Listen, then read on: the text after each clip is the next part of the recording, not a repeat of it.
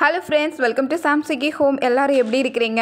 நம்ம போன வீடியோவில் நமக்கு சில நேரங்களில் நெகட்டிவான எண்ணங்கள் வரும், எதிர்மறையான எண்ணங்கள் வரும்போது அதிலேருந்து எப்படி நம்ம வெளியே வருது அப்படிங்கிறத பற்றி தான் பார்த்தோம். அது எல்லாத்துக்கும் வருது தான், ஆனால் ஒவ்வொருத்தரும் அதை எப்படி நம்ம எடுத்துக்கிறோம் அப்படிங்கிறத பொறுத்து தான். அதுக்கு ரொம்ப தண்ணி ஊற்றி வளர்த்தோம் அப்படின்னா அந்த எண்ணங்கள் தான் ரொம்ப அதிகமாகும். அதுக்கு பதிலாக நம்ம அதை கவனிக்காமல் விட்டுட்டோம் அப்படின்னாலே குறைஞ்சிரும். அடுத்தது நம்மளை சுற்றி நெகட்டிவான நபர்கள் நிறைய பேர் இருந்தாங்கன்னா அவங்கள விட்டு கொஞ்சம் விலகி இருக்கணும். நம்மளோட லைஃப்பை இன்னொருத்தரோடு சேர்ந்து நம்ம கம்பேர் பண்ணக்கூடாது.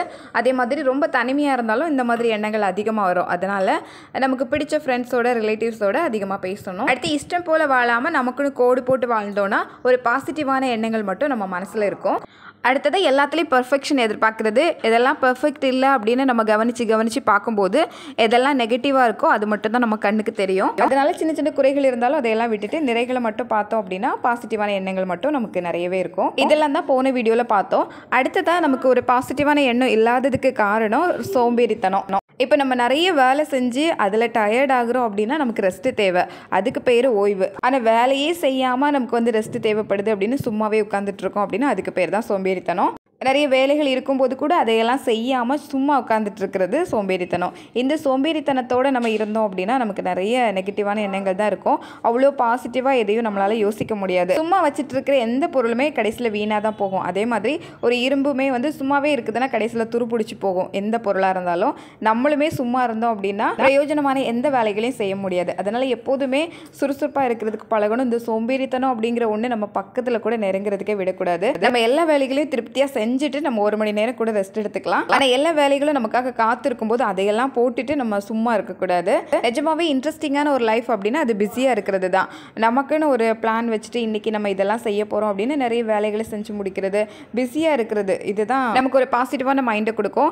வேலை இல்லாமல் இருக்கிறவங்க கிட்ட கேட்டால் தான் அதோட சிரமங்கள் என்னன்னு தெரியும். அதே மாதிரி வீட்டில் யாருமே இல்லாமல் நமக்கு எந்த வேலையும் இல்லை அப்படின்னு இருந்தாலும் அதோட வருத்தங்களும் அந்த நிலைமையில் இருக்கிறவங்களுக்கு தான் தெரியும். வீட்டில் பசங்க இருக்கும்போது நமக்கு அடுத்தடுத்த வேலைகள் இருக்க தான் செய்யும். ஆனால் அதை கொஞ்சம் இன்ட்ரெஸ்டிங்காக எடுத்துக்கோங்க. ஏன்னா அதுதான் நமக்கு ஒரு பாசிட்டிவான மைண்டை கொடுக்கும். சும்மா இருந்துட்டோம் அப்படின்னா தேவையில்லாத எண்ணங்கள்லாம் நம்ம தலையில் ஏறிடும். அடுத்ததான் நம்ம சின்ன வயசில் நடந்த, இதுக்கு முன்னாடி நம்ம கடந்த காலத்தில் நடந்த ஏதாவது ஒரு சம்பவங்கள், நம்மளோட வாழ்க்கை இப்படியெல்லாம் ரொம்ப கஷ்டமாக இருந்தது, சிரமமாக இருந்தது, நம்ம இதுக்கெல்லாம் ரொம்ப வேதனைப்பட்டோம் அப்படின்னு நினச்சிட்டு இப்போ அதுக்காக ஃபீல் பண்ணிட்டு இருக்கிறது. இதுக்காக தான் பசங்களுக்கு சின்ன வயசுலேயே நல்ல பாசிட்டிவான விஷயங்களை சொல்லி கொடுத்து அந்த மாதிரி வளர்க்கணும். இப்போ வீட்டில் சண்டை சச்சரவு அந்த மாதிரிலாம் இருந்ததுன்னா அது எல்லாமே அவங்க மனசில் நல்லா பதியும். அதனால தான் பாசிட்டிவான விஷயங்கள் மட்டுமே பார்க்குற மாதிரி பார்த்துக்கணும். இப்போ நம்ம சின்ன வயசில் ஏதாவது நடந்திருக்கோம், இல்லை நம்மளோட கடந்த காலத்தில் ஏதாவது நடந்திருக்கலாம், அதை இப்போ நம்ம யோசித்து பார்த்து ஃபீல் பண்ணிகிட்டே இருந்தோம் அப்படின்னா அந்த மாதிரி எண்ணங்களையே நமக்குள்ளே வந்துக்கிட்டே இருக்கும். அதை விட்டு நம்ம வெளியே வந்துடணும். அது முடிஞ்சு போச்சு அப்படின்னு நம்ம நினச்சிக்க வேண்டியது தான். இனிமேல் அந்த மாதிரி நடக்காமல் பார்த்துக்கணும். சில பேர் சொல்லுவாங்க, நான் சின்ன வயசில் அந்த மாதிரிலாம் கஷ்டப்பட்டேன், சிரமப்பட்டேன், நான் ரொம்ப பாவம் அப்படின்னு நமக்கு நம்மளே, அதாவது அவங்களுக்கு அவங்களே ரொம்ப பாவமாக ஃபீல் பண்ணிப்பாங்க. நமக்கு மட்டும் ஏன் இப்படி ஆகுது, ஏன் இப்படி ஆச்சு அப்படின்னு நினச்சி அந்த ஃபீலிங்ஸ்லேயே இருப்பாங்க. அப்படி இருக்கும்போது அடுத்த கட்டத்துக்கு நம்ம கால் எடுத்து வைக்கவே முடியாது. இந்த ஏதாவது வாய்ப்புகள் நம்ம கண்ணு முன்னாடி இருந்தால் கூட அது நம்ம கண்ணுக்கே தெரியாது. அது நிறைய வழிகள் இருக்கும் நம்ம அடுத்து முன்னேறி போகிறதுக்கு. ஆனால் அதை பற்றியெல்லாம் நமக்கு யோசிக்கிறதுக்கே முடியாது. நம்ம தான் பழைய ஃபீலிங்ஸ்லேயே இருக்கிறோமே, அந்த வருத்தத்தை நம்ம இன்னும் விடலை. அதனால் புதுசாக ஒரு விஷயத்தை நம்மளால் செய்ய முடியாது. அப்படி எப்போவுமே இருக்கக்கூடாது.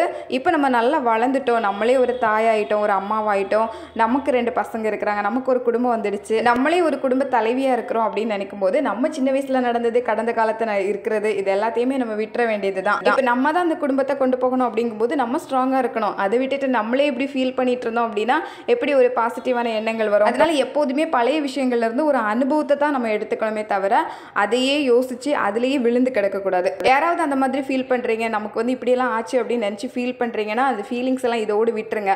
அது ஒரு அனுபவம், அவ்வளவுதான். இனிமே நம்மளோட எதிர்காலத்தில் அந்த மாதிரி எதுவும் நடக்காம பார்த்துக்கணும், நம்ம பசங்களுக்கு அப்படி எதுவும் நடக்காம பார்த்துக்கணும், அவ்வளவுதான். அந்த ஃபீலிங்ஸ் எல்லாம் விட்டா மட்டும்தான் ஒரு பாசிட்டிவான லைஃபுக்குள்ள நம்ம போகவே முடியும். அடுத்தது நிச்சயம் இல்லாத ஒரு வாழ்க்கையில் இருக்கிறது. நாளைக்கு என்ன ஆகும் அப்படின்னு தெரியாது, நாளைக்கு என்ன பண்ண போகிறோம் அப்படிங்கிற யோசனையிலே இருக்கிறது. இது ஒரு கவலைன்னு சொல்லலாம். இந்த வேலை நிரந்தரமாக இல்லை, நமக்கு நம்ம எதிர்பார்க்குற மாதிரி ஒரு வேலை கிடைக்குமா, இந்த தொழிலை எந்த அளவுக்கு நம்ம முன்னேற்றி கொண்டு போக முடியும், இதில் எந்த அளவுக்கு வளர்ச்சி இருக்கும், அந்த மாதிரி யோசனைகள். இந்த பொருளாதார நிலைமையிலேருந்து நம்ம இன்னும் மேலே போவோமா, இல்லை இதை தக்க வச்சுக்கிட்டாலே போதும் அப்படின்னு கூட சில பேர் நினைப்பாங்க. உறுதியாக ஒரு நிரந்தரமான வருமானம் நமக்கு கிடைச்சிக்கிட்டே இருக்கும் அப்படின்னு தெரியும் போது நம்ம ரொம்ப ஹாப்பியாக இருப்போம். ஆனால் அந்த மாதிரி இல்லை, ஏதாவது மாறுமோ அப்படின்னு தெரியும் போது நமக்கு ஒரு எதிர்மறையான எண்ணங்கள் வர வாய்ப்பு இருக்குது. அது அதுக்கு நம்ம புதுசாக ஒரு விஷயத்தை தெரிஞ்சு வச்சுக்கணும். நமக்கு இது வரைக்கும் எந்த வேலையும் செய்ய தெரியல அப்படின்னா ஒரு தொழில் வந்து கற்றுக்கலாம். அது இப்போ நமக்கு நேரம் இருக்கும்போதே தெரிஞ்சு வச்சுக்கிட்டோம் அப்படின்னா நம்ம ஸ்டெடியாக இருக்கலாம். ஒரு தைரியம் இருக்கும் நமக்கு வந்து இது ஒரு வேலை சரியாக வரல அப்படின்னாலும் நமக்கு இன்னொரு வேலை தெரியும், அந்த வேலையை நம்ம செஞ்சுக்கலாம் அப்படின்னு.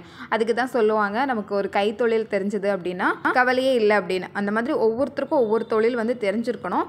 தெரியலை அப்படின்னா அது வந்து நம்ம கற்றுக்கலாம்.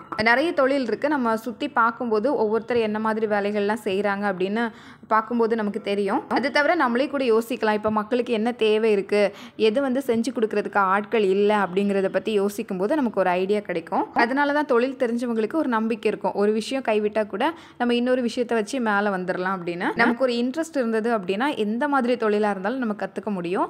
அதனால லேடிஸ் வந்து கண்டிப்பாக ஏதாவது ஒரு விஷயத்தை வந்து புதுசாக தெரிஞ்சு வச்சுக்கோங்க. முதல்ல நமக்கு டெய்லரிங் தான் ஞாபகத்துக்கு வரும். ஆனால் இன்னும் நிறைய விஷயங்கள் இருக்குது. நீங்கள் சுற்றி பார்க்கும்போது தெரியும். நமக்கு பொருளாதார நிலைமை நல்லா இருந்தது அப்படின்னாலே ஒரு பாசிட்டிவ் மைண்ட் இருக்கும். ஏன்னா எதையும் நம்ம சமாளிச்சுக்கலாம் அப்படிங்கிற ஒரு தைரியம் நமக்கு வந்து அந்த பணம் கொடுக்குது. அதனால அதுதான் முக்கியமான காரணம் அப்படின்னா அதை சரி பண்ணுறதுக்கு நம்ம என்னெல்லாம் பண்ணலாம் அப்படிங்கிறத பற்றி தான் யோசிக்கணும். அடுத்தது கில்ட்டியாக ஃபீல் பண்ணும்போது நமக்கு எதிர்மறையான எண்ணங்கள் வரும். இந்த கில்ட்டி எதுக்கு வருதுன்னா நம்ம செய்யக்கூடாத ஏதோ ஒரு விஷயத்த பண்ணிட்டோம், இந்த மாதிரி நம்ம பண்ணியிருக்க கூடாது அப்படின்னு நினைக்கிறதுனால. ஒரு தடவை தப்பு பண்ணிட்டு நம்ம இனிமேல் அந்த தப்பு பண்ண மாட்டோம் அப்படிங்கிற ஒரு நம்பிக்கை நமக்கு இருந்தது, அதை நீங்கள் வந்து மனசில் பதிச்சுக்கிட்டீங்க அப்படின்னாலே நீங்கள் அதுக்கு கில்ட்டியாக ஃபீல் பண்ண தேவையில்லை. சில நேரங்களில் நம்மளால் என்னென்ன முடியுமோ அது எல்லாமே நம்ம செஞ்சுருப்போம். ஆனாலும் சில விஷயங்கள் நம்மளோட கைமீறி போகும்.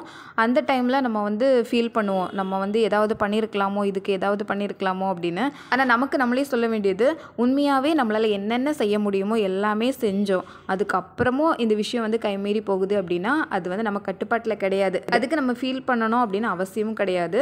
ஃபீலிங்ஸ் வந்து இருக்கும் தான், ஆனால் வந்து எவ்வளோ நாளைக்கு அதை நம்ம கொண்டு போகிறோம் அப்படின்னு அதில் தான் இருக்குது. அது வந்து ஃபீல் பண்ணி நமக்கு நம்மளே வந்து காயத்தை கொடுக்கக்கூடாது. மனசை வந்து நம்ம தேத்திக்க வேண்டியது தான். நம்மளால் முடிஞ்சதெல்லாம் நம்ம செஞ்சோம் அப்படின்னு நமக்கு நம்மளே ஆறுதல் சொல்லிக்க வேண்டியது தான்.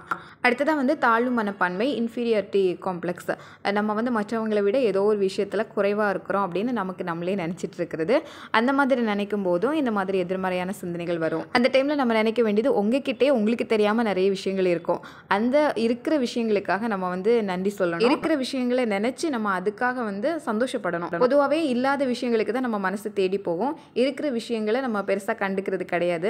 ஆனால் நம்மக்கிட்ட என்ன இருக்கோ அதுக்காக நம்ம சந்தோஷப்பட ஆரம்பிக்கும் போது நமக்கு ஒரு பாசிட்டிவான மைண்ட் கிடைக்கும். நடக்கிறதெல்லாம் நன்மைக்கு அப்படின்னு சொல்லுவாங்க. அந்த மாதிரி என்ன நடந்தாலுமே இது வந்து ஒரு நன்மைக்காக தான் இருக்கும், கடைசியில் இது ஒரு நன்மையாக தான் முடியும் அப்படிங்கிற ஒரு நம்பிக்கை மட்டும் இருந்ததுன்னா போதும். இப்போ ஒரு 100 ரூபாய் இழந்தால் கூட நீங்கள் அதுக்காக ஃபீல் பண்ணாமல் இனிமேல் நம்ம என்னென்ன செய்யணும் அப்படிங்கிறத பார்த்து அடுத்தடுத்த வேலைகளில் கவனமாக இருந்தீங்கன்னா அந்த 100 ரூபாய் உங்களுக்கு 4 மடங்காக திரும்பி கிடைக்கும். இந்த ஒரு எண்ணத்தை தான் நம்ம வளர்த்துக்கணும். இந்த 100 ரூபா போச்சு அப்படின்னு சொல்லி அதுக்காக ஃபீல் பண்ணக்கூடாது. லைஃப் வந்து மறுபடியும் ஜீரோலேருந்து ஸ்டார்ட் பண்ணுறவங்க நிறைய பேர் இருப்பாங்க. சில பேருக்கு வாழ்க்கை அந்த மாதிரி கொண்டு விட்டுரும். ஆனால் அந்த மாதிரி இருக்கிறவங்க இந்த நம்பிக்கை ஒன்று இருக்கிறதுனால மறுபடியும் மீண்டு வந்துடுவாங்க. ஏற்கனவே அவங்ககிட்ட இருந்ததை விட 4 மடங்கு திரும்ப அவங்களால எடுக்க முடியும். அது எல்லாத்துக்குமே இந்த பாசிட்டிவ் மைண்டு தான் காரணம். அதனால பொதுவாகவே நம்ம நடக்கிறதெல்லாம் நன்மைக்கே அப்படிங்கிற ஒரு எண்ணத்தை மட்டும் வளர்த்துக்கிட்டோன்னா போதும். அவ்வளோதான். நம்ம இன்னொரு வீடியோவில் பார்க்கலாம். இந்த வீடியோ உங்களுக்கு பிடிச்சிருந்ததுன்னா லைக் பண்ணுங்கள், சேனலை சப்ஸ்கிரைப் பண்ணிக்கோங்க, உங்கள் ஃப்ரெண்ட்ஸ் ரிலேட்டிவ்ஸ் கூட ஷேர் பண்ணிக்கோங்க.